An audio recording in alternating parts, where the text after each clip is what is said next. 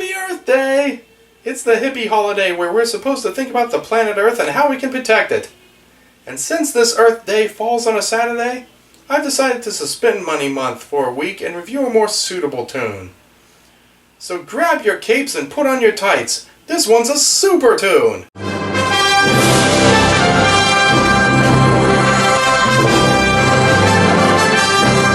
And environmental edutainment.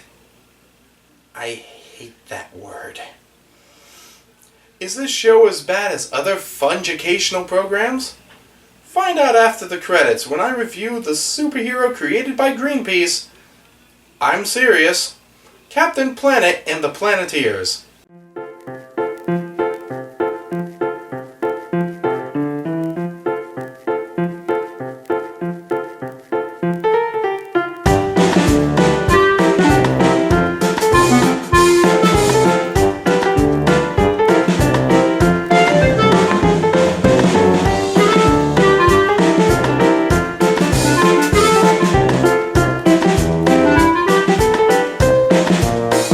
Captain Planet and the Planeteers ran for 6 seasons with 113 episodes.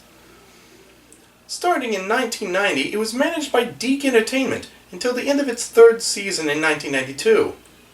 From then on, the 4th season, The New Adventures of Captain Planet, was produced by the Hanna-Barbera Animation Studio.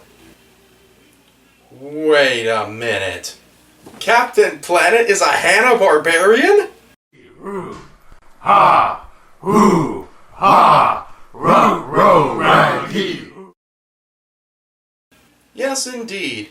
Turner Program Services worked with Deke and Hanna-Barbera to make Captain Planet possible. Like I said before, this show was classified as edutainment, but it never called itself that, and most of the lessons came in G.I. Joe fashion at the end of the show. Apart from that, there are a couple ham-fisted moments of trying to push an environmental message down our throat.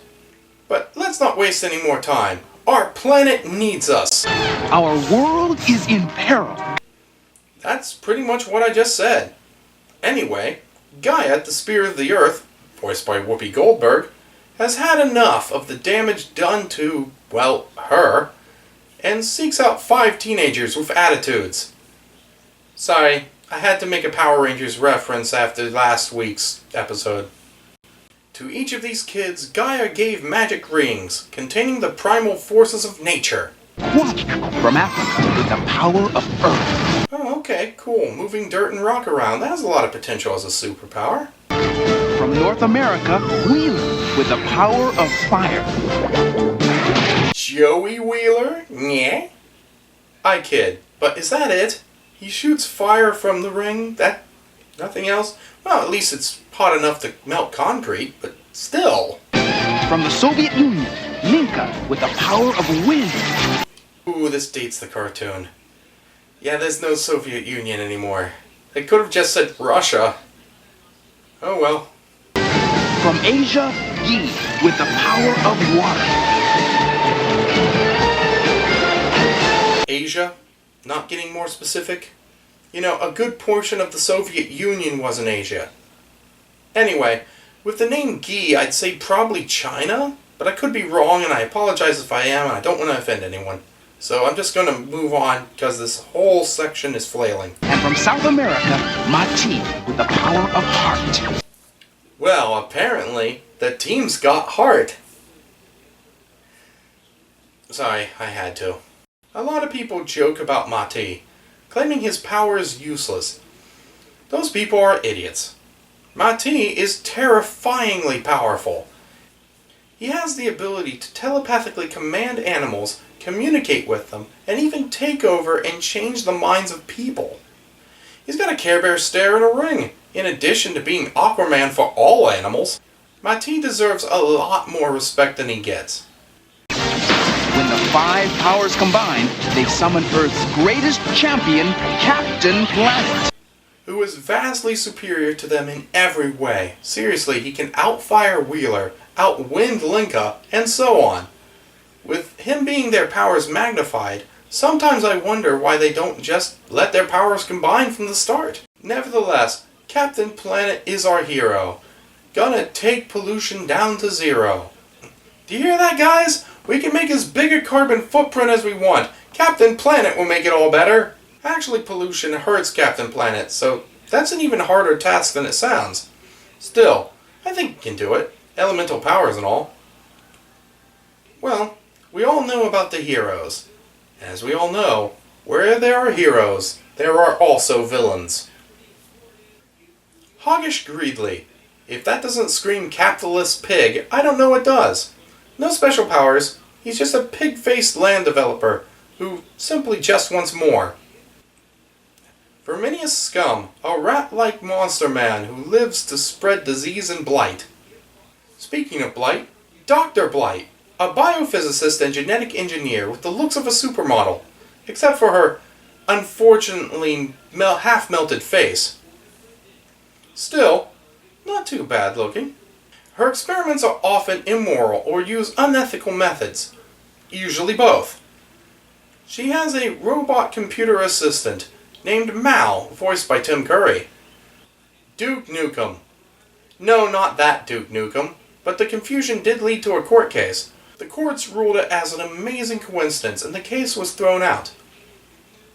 This Duke Nukem is an irradiated monster man who can never touch anything without killing or melting it. He is accompanied by his personal aide, Lead Suit, who wears a lead suit. Sly Sludge, an exterminator and garbage man who is a huge fan of illegal dumping of his various wastes. For the first 3 years, he was voiced by Martin Sheen. The dark god of war and chaos, Zarm, was voiced by the musician Sting for 2 years until he was replaced by Malcolm McDowell. Captain Pollution, basically the evil twin to Captain Planet, who appears from time to time in the series, and has all the dark, vile powers that would hurt Captain Planet, and is the thing that Captain Planet is trying to clean. Exact opposite. And lastly, Loot and Plunder. This sleazy and ruthless businessman is basically Lex Luthor, and is the most iconic of all of the Captain Planet villains. He always yelled at the end of the credits, "You'll pay for this, Captain Planet!" You know, with all this focus on corporate greed, maybe this fits Money Month after all. Anyway, that's all of the villains worth noting. Except for that one episode where they went back in time and met Adolf Hitler. His hate was so strong and toxic that his very presence was hurting Captain Planet. It was almost funny.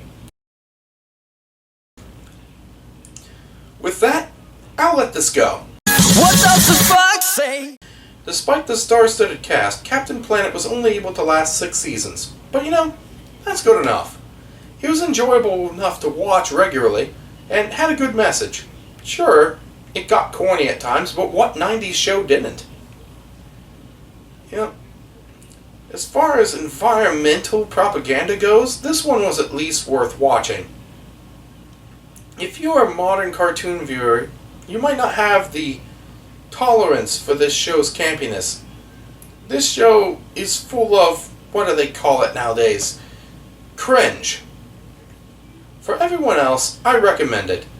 You'll probably enjoy yourself and maybe learn something about helping the planet we all live on. Oh, it turns out that Leonardo DiCaprio is trying to have a live-action Captain Planet movie made, so we'll see how that pans out. Next week, Money Month continues with a strange little anime. Join us next time for C. Until next time, stay tuned, Planeteers!